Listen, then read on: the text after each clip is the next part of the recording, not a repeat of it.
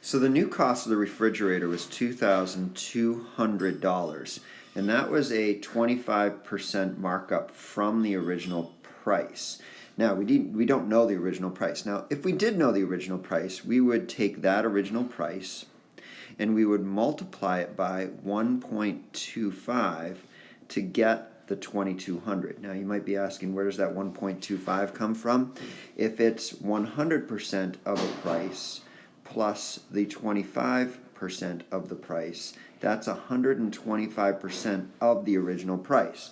So that's where the 1.25 comes from.